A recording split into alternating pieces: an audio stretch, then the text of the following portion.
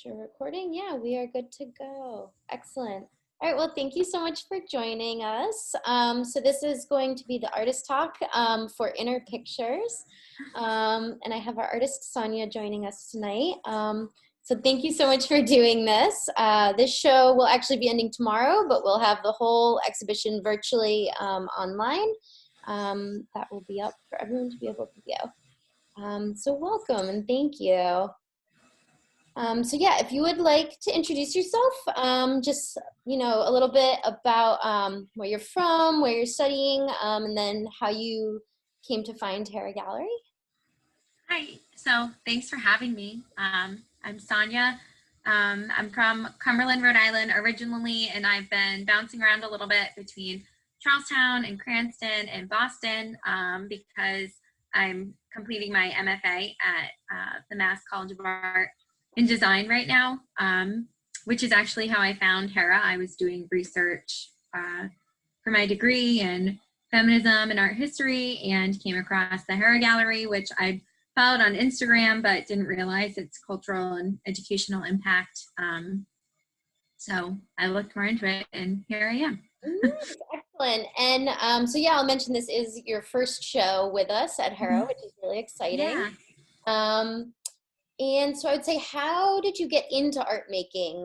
Were there outer influences that, helped shape, getting into it, and then the work that you create now? And we'll get obviously more into kind of the real conceptual end of your work, but.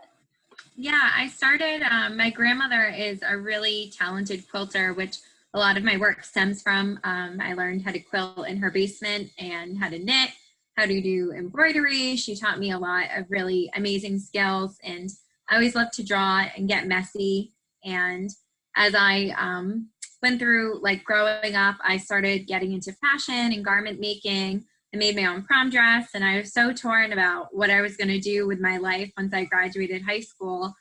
So I applied everywhere for fashion design and then realized that I wanted to be an art teacher. So then I switched to studio art and art education, and now I'm switching again, and I'm getting my MFA in interdisciplinary arts. So I'm all over the place. But yeah, yeah, it makes like I see it all in my work, like my artist life, like it's all strings along and comes out in what I'm making now, which is so fun to see.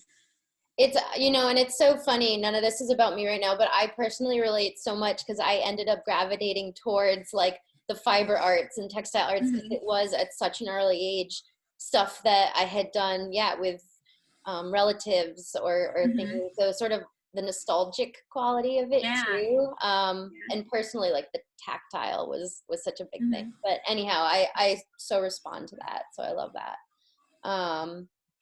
Yeah, and I'd say actually that kind of moves into materials. I'd say talk a little bit about that. I know certain pieces, I would say how, what they are, how you source them, and then certain materials have weighted context. I know you use cheesecloth often. I was reading that really emulates skin and things like that. And that also, kind of starts to tie into the conceptual end of the work as well.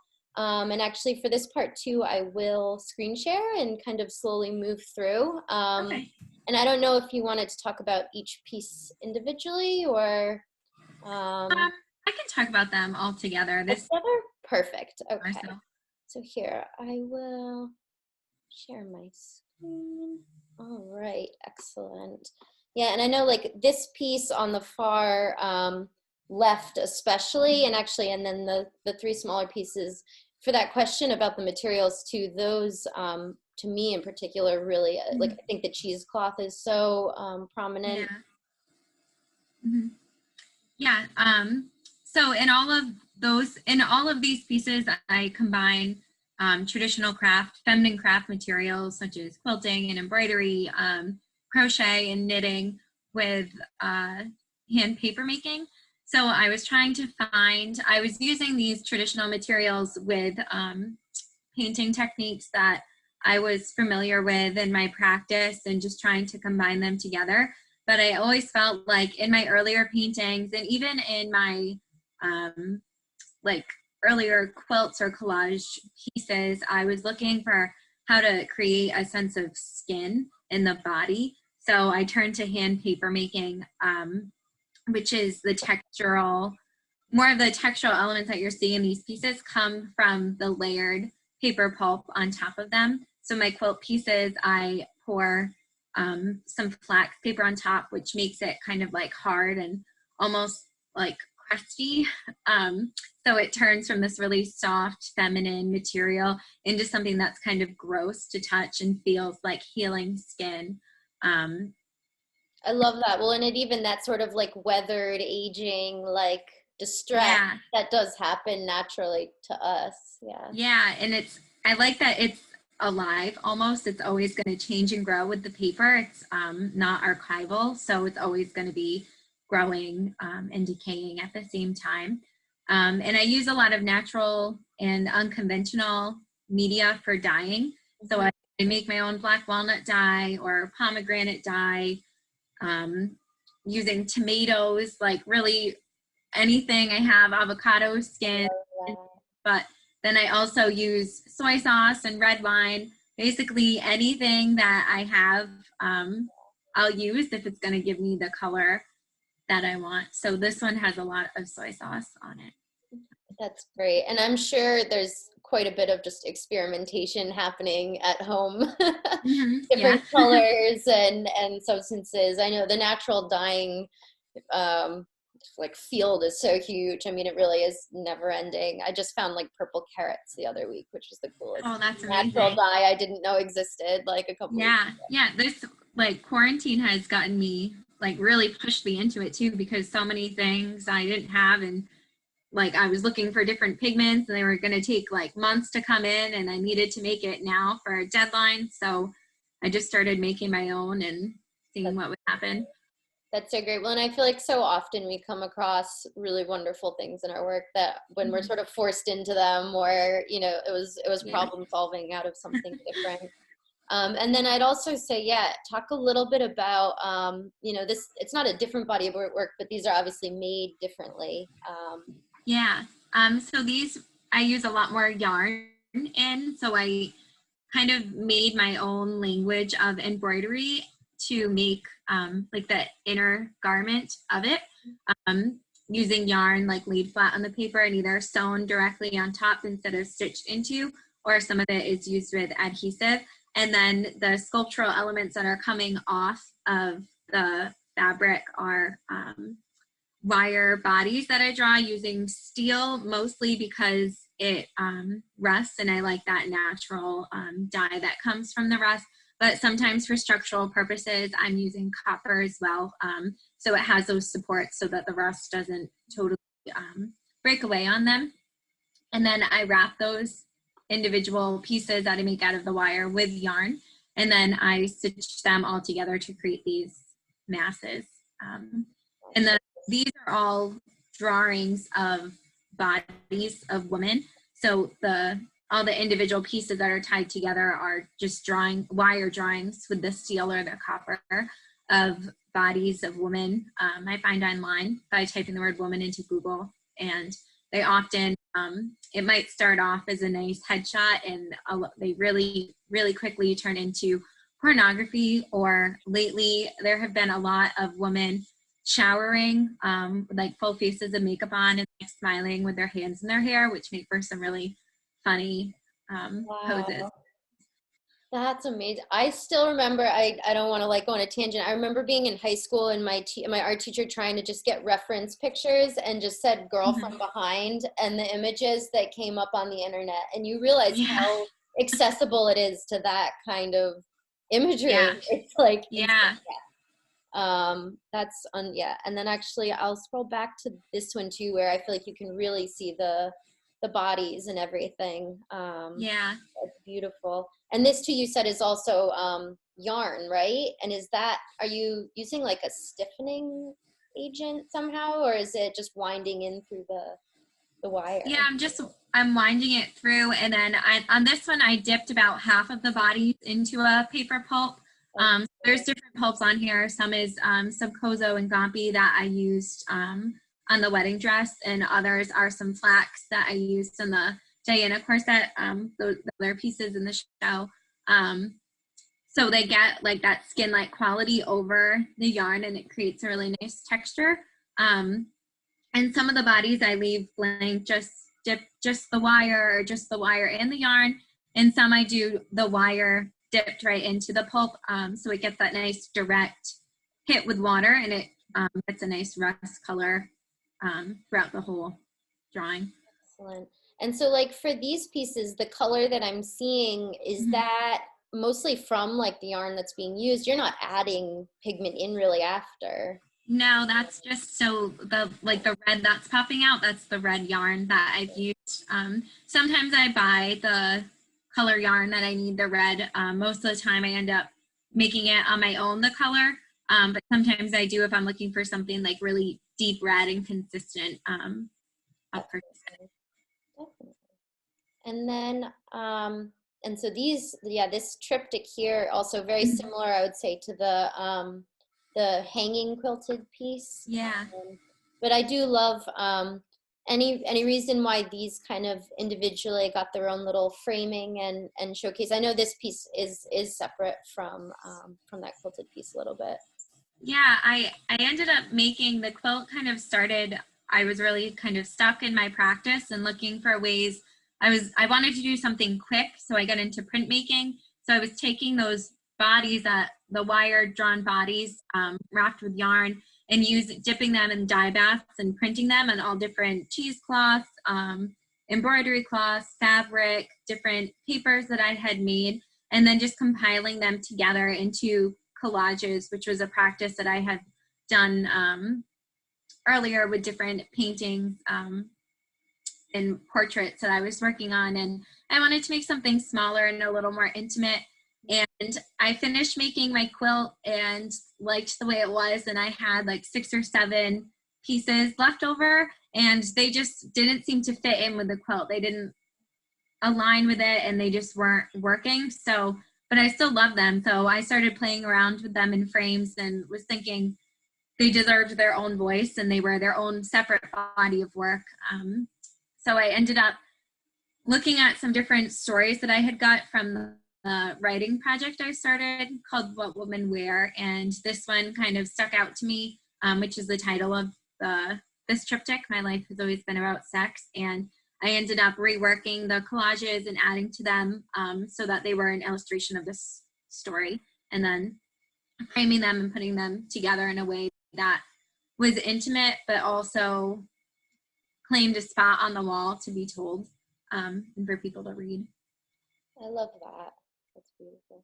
And along with the What Women Wear project, I believe is this as well, correct? Yeah. So this one comes from that same project, and I took one sentence from each letter that I had received for their project and put them all together into one story.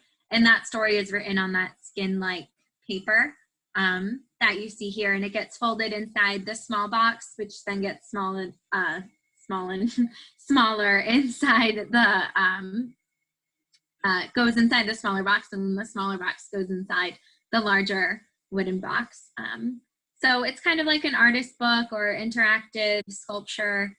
Again, it's non-archival. The paper, the smaller box is made out of paper as well, stitched together. So all these things are something that is consistently growing, but also decaying as well. That's beautiful. And do you want to speak a little bit about that, What Women Wear project? Because I know it's not exactly what is up. I know a lot of these are from that, but I know that was a previous show you had done, and it was really interesting. I had been reading about that.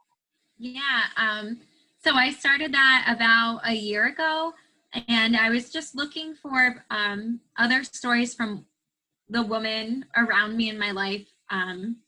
I started getting into making tapestries and working with fibers more because they relate to people and what we decide to put on our bodies every day, and like how we experience the world. And I was always writing about myself, which was wonderful, but I was looking for other people.